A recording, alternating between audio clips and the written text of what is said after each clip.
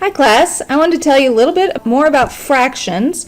We want to talk about addition and multiplication today, but I wanted to start with multiplication because it's a little bit easier to figure out how to do it. So we'll just start with simple one. We'll just do 1/2 times 1/2, and when you're doing multiplication, you just take the numerator times the numerator. In this case, it's 1 times 1 is 1, and then you take the denominator times the denominator. 2 times 2 is 4. So we'll go over another one of those real quick, and just to show you, give you another example. 1/4 times 2/3. So here we have 1 times 2 is 2.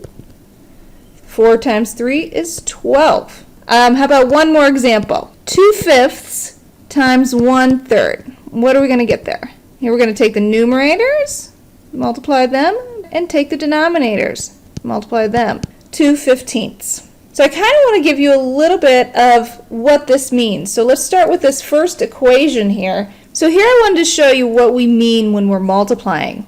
So here I have a box divided into 2 halves. So we have 1/2 over here and another half over here. When we multiply 1/2 by 1/2, we're cutting that side in half. And if you see, what does that give us?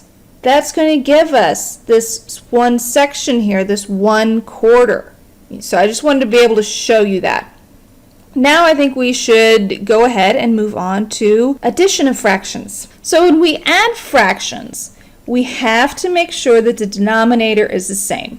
So when the denominator is the same, I'll start with one that you're going to know the answer. 1/2 plus 1/2 is going to equal 2/2, or 1. Right?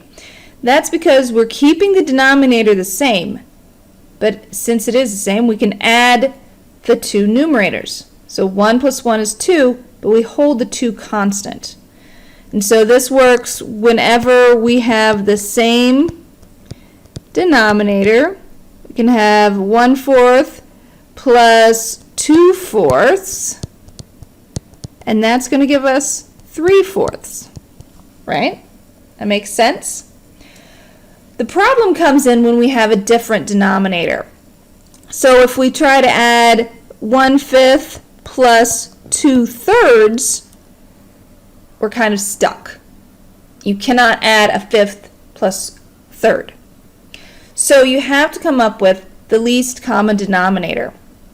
And the way we go about doing that is we just change the fraction, change the numbers of the fraction, while keeping the actual term the same. So I'll show you what I mean. We can take the 1/5, we discussed this in class the other day. If we take 1/5 times 2/2, which is 1, right?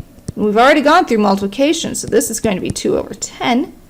If we take 1/5 times 3/3, we're going to get 3/15. Now we can do the same thing with 2/3. So if we take 2/3 times 2/2, that's going to give us 4/6. If we take 2/3 times 1 again, but in this case as 3/3, we get 6/9. If we keep going, right now I'm going to just jump ahead and do 2/3 times 5/5, because I can see that that's going to give us the least common denominator here. So now we have 1/5 we know is the same as 3/15 plus 2/3. We see down here that that's the same as 10/15. So here we can add the top 2 numbers. It's 13/15. So that's how we go about doing that. We have to make sure we have the same bottom number. So that's a basic overview of how that works. Maybe we'll go through one more example here. Let's do 1/4. So we can see by adding the top 2 numbers, 3 plus 2 is 5 over, we keep the 12. So we have 5/12. Now if any part of this is confusing, you can stop, pause, rewind, look at it again. And if it still is confusing, please talk to me, Michelle or Birgit, and we will try to clear things up. We'll be going over this more in class. So we will see you November 30th after school. Bye.